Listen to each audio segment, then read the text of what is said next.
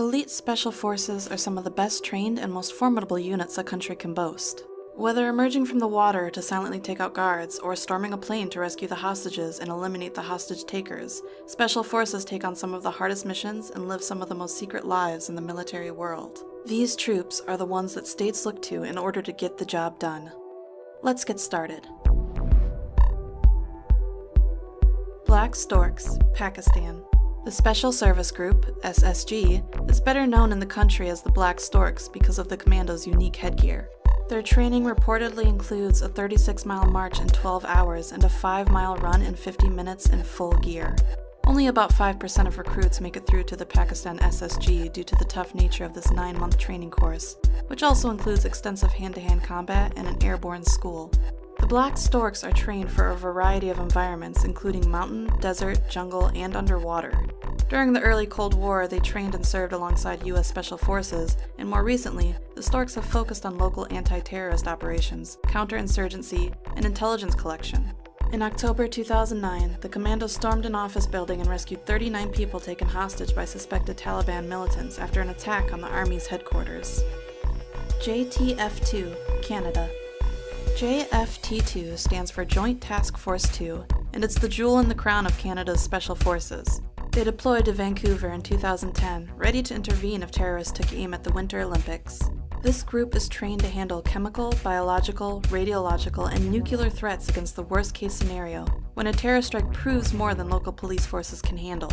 It's a unit that can be deployed against a wide spectrum of issues or crises, and it can be very low signature. Created in 1993, JTF-2 expanded to several hundred members following the 9/11 terrorist attacks, and has the most confirmed kills of terrorists in the world, having killed over 100 top-ranked Al-Qaeda members. Almost all of its operations are shrouded in secrecy, and in some cases were even unknown to the Canadian government. Alpha Group, Russia.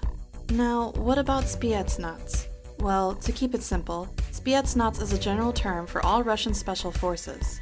Within the Russian Special Forces, Alpha Group is as bad as they come. The KGB created this elite group in 1974, and it is believed that it operates under the directive of the top leadership in Russia, which is why most of its operations are classified. This force came to fame during the invasion of Afghanistan, during which members of Alpha stormed the presidential palace in Kabul, killing everybody in the building in the blink of an eye. In 1985, a group from this unit was dispatched to Beirut to try and rescue 4 Soviet diplomats. When the diplomats were killed, Alpha Group allegedly hunted down relatives of the hostage takers and returned them to their families in much smaller pieces, to send a message to would-be terrorists. It apparently worked for over 20 years. Sayeret Matkal, Israel. This Israeli Special Forces is focused in intelligence gathering, and it often operates deep behind enemy lines. In 2003, Israeli taxi driver Ilyahu Giro was kidnapped after transporting 4 Palestinians to Jerusalem in his cab, but the Sayeret Matkal unit located and rescued him from a 3-foot pit in an abandoned factory in a suburb of Ramallah. The most famous of their large-scale operations is Operation Thunderbolt, which came to be after several terrorists had taken hostages on board of an airline which was flown to Uganda. Many hostages were released, but over 100 hostages were kept in the airport terminal building. An assault force of Sayeret Matkal assaulted the position, killing the terrorists and freeing all of the hostages. GIGN, France. France's elite counterterrorism teams are some of the finest in the world and have proven their abilities and bravery over decades of dangerous operations. But unlike many anti-terrorist units, GIGN is also used in arrest of dangerous criminals, countering barricade suspects, quelling prison riots, VIP protection, and other high-risk police operations within France or former colonies. Since its founding, the GIGN has seen consistent action. Its members are considered absolute masters of hostage rescue and intervention, especially in high-density environments like buses, ships, trains, and airlines. Their faces are not allowed to be photographed fully exposed, therefore they're often seen wearing tactical ski masks when operating in public. GIGN is known for innovation in technology applications and tactical methods. Their most famous operation is their assault on Flight 8969, which was an Air France flight that was hijacked on December 24, 1994, by the armed Islamic group in Algeria, where the terrorists murdered 3 passengers with the intention to blow up the plane over the Eiffel Tower in Paris. When the aircraft reached Marseille, the GIGN stormed the plane and killed all 4 hijackers. The bravery of its members comes from their extreme training course.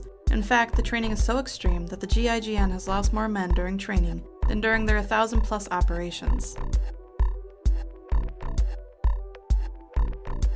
GSG-9, Germany.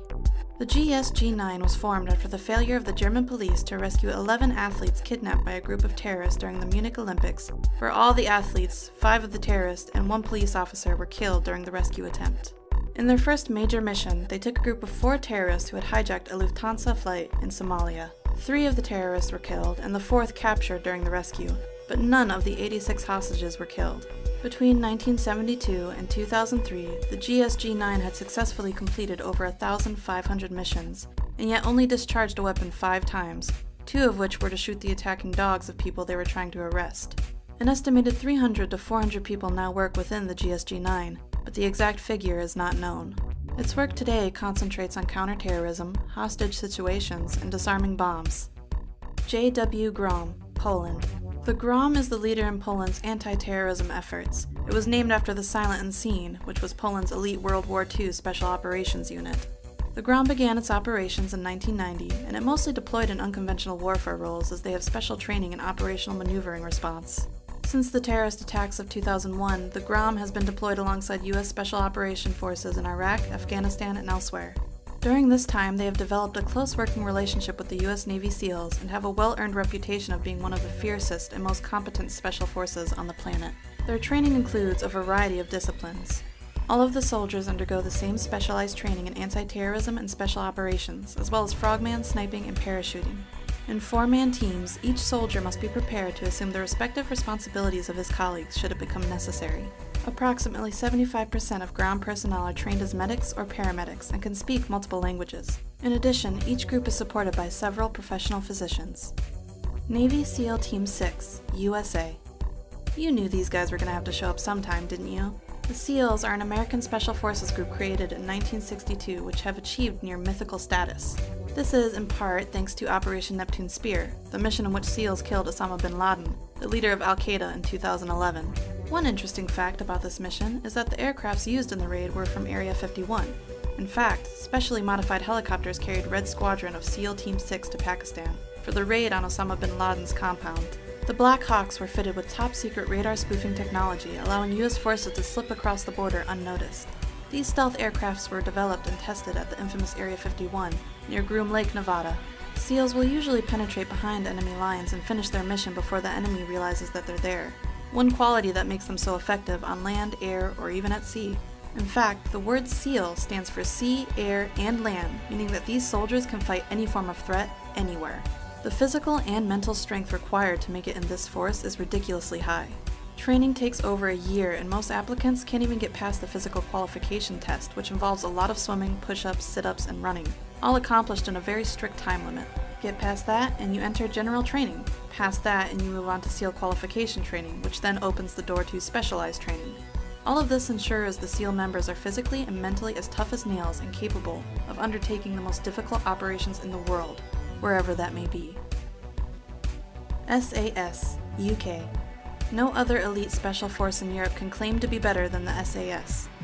The British Special Air Service, known commonly as the SAS, was created in 1941 as a force which could operate behind German and Italian lines and support resistance movements against the occupation forces.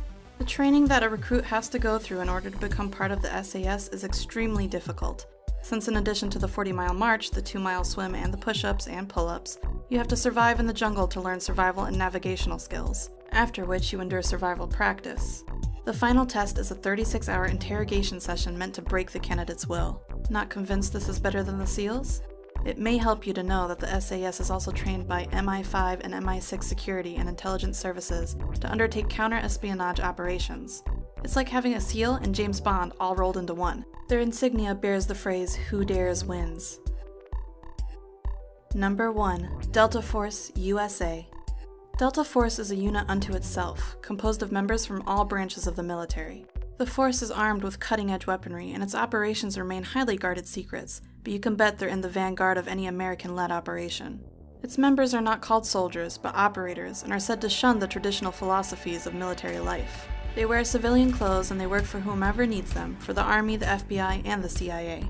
It must be said, however, that neither the United States government nor the military officially acknowledges the existence of Delta Force. It's only in recent years that vague references by the government to the group's existence has been allowed to go uncensored. Since its inception in 1977, stories of the Delta Force's exploits and missions have leaked out little by little, eventually forming a brief sketch of the unit. However, the group has been criticized for undertaking missions that are on the fringe of regular laws governing the military. This causes some to worry that Delta Force has more power and less accountability than any military organization in a free democracy should. Delta Force is funded out of secret government accounts, away from the public eye, and is believed to answer only to the president, making it one of the most, if not the most, elite special unit in the world. Why one of the most when we ranked it as number 1, you might ask? Well, after all, the most elite special forces are the ones that are so secretive that no one knows about their existence. Thanks for watching. If you enjoyed the video, like and subscribe to stay up to date with our newest videos.